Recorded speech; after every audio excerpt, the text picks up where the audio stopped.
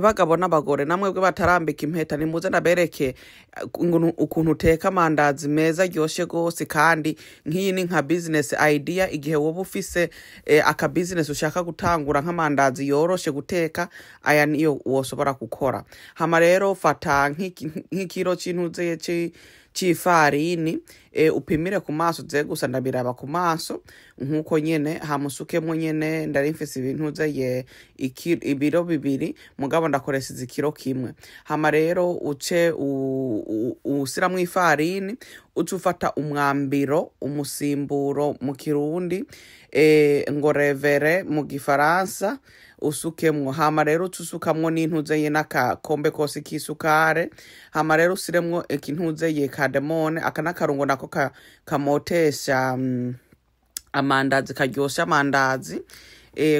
Hama rero bagabo tusiramwo aka vanilla sugar kugira nyene biryohe. Ndari mbonye umenga karaheza ka box ndari nkene ukayiko kamwe n'igice. Hama rero tufata umusimburo w'ifu baking powder mu Kingereza hama tusukamo akayiko kamwe mu kinoshke ni back pulver. Hama rero vyose hamwe tubivanga kugira bivangane neza bite ubwenge. Bisanzwe vyataye ubwenge ngaho umuga nta kibazo reka tubandanye bite ubundi bwenge.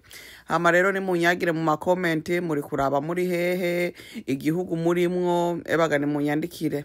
Hama rero bagabo tufata umeneremwo amagi asika 4 canke 3 nta kibazo ibikoroheye abari vyukora nuko nyene. Hama rero tusiramwo ni yogurt. Iyi ntabwo ari mpaka gusa nizewe nugomba kuryosha ibintu.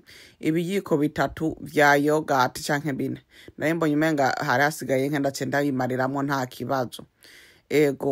Iyi Greek yogurt rero nayo iraryoha. Hama amata intuzeye amavuta y'inka utusukamo gakombe. Hama rero tufata amata asushe nk'amadigiri 38 uko. Hama rero usiramwo utuvanga nyene ubivange n'amaboko. Tugomba igipondo ntabwo tugomba kwigipondo coroha ntabwo tugomba kwigipondo kiguma hagati na hagati ndabibereka byose rero tubivangana uko nyene.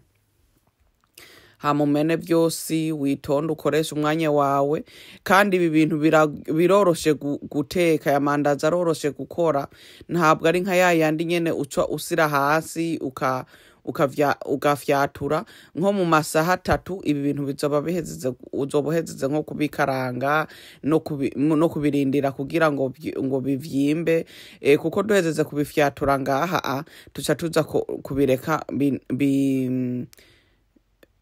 ndasiramo utundi tuvuta kuko ndarimbonye umenga cyari kigumye. Susiramo yandi mata wongera uvange nyene uvyoroshe. Ibi bintu kweri n'ukuri biroroshe murabona ko atari cagipondo ufyonda gose ukaruha. Iki kubera kiba coroshe nyene ntabwo uruha gose nka kumwe dufyonda kimwe c'amandazi kimwe kigize. Rero uko niko tubishaka igipondo tugishaka uko coroshe uko nyene murabibona nibi twashaka. Nibi nyene twashaka sawa kweri ukoresha umwanya wawe nyene ufyonda ugire neza uvange hose kugira vyorohe. Hama rero ucufundikira bimare isaha imwe canke amasaha 2 biri kuvyimba. Aho vyari bimaze amasaha 2 vyavyimbye n'amavuta ndashuhize. Hama rero ngo mandabereke ukuntu murabona ko vyari vyavyimbye murabibona. Hama ugenda rero ubikoremwo ubifyondagure ubivange neza. Hama ngo mandabereke rero ukuntu dusiramwo intuze y'igipondo mu ntuzeye. Murabona iyi tekiniki ndi gukora nuko tugira uratora dukeyi ukagenda ufyonda. Reka ndabereke neza ugira uko ufyonderamwo mu mavuta ufyonderamwo mu mavuta. Wewe intuzeye igipondo kugishaka nyamba ari kinini urashobora kubiregeretinga ku maboko uko nyene ugenda ufyonderamwo uko nyene utora kamwe ufyonderamwo birarusha gato y'umugabo ufise n'intuze na kiya cuma cyo kubikora utubumbe nta kibazo, mugabo ibi navyo biranyaruka. Murabona ko atari yayindi tumanza gufyondagura, genda utora dukeyi ufyonderamwo nyene ucisa mu ntuzeye mu kaboko ngaho ku rukumu na rujya rutoki mbega rupeke fingene ya ucisa hagati nyene mu ntoki y'urukumu n'ubwo rundi rwa kabiri, ugenda nyene uduza ufyonderamo uko nyene. Hama rero ugenda nyene wegeranya bike bike, hama rero ukareka bikabira buke buke, hama byamaze kuronka gakurere biboneka uko biba biboneka neza nkuko bibiri ready. Murabona ko aya mandazi nyene aboneka neza, ukoresha umwanya wawe. Kandi rero aya mandazi araryoha gose, urashobora kudandaza nka 8 mu kantuzeye mu gasashe ukadandaza nawe ukunguka amafaranga, kuko twebwe ngaha kuri yicana twigisha kugira nawe uronke ngene wo kwikorera ibintu witeza imbere. Ego nkane 5 mu kaboxi canke mu gasashe abantu bogushorera ukaba nawe urinziza amafaranga.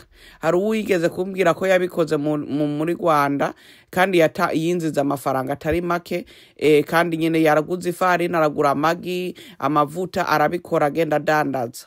Izi ni business ngaha kwiga no gukora. Ego ututwandazi rero turaryoshe, ngo twaheze kuduteka, raba ingene ututwandazi turyoshe, ni utamu tamu. Sawa rero mwandike muri commentare muyigaburire n'abandi. Murakoze, bye.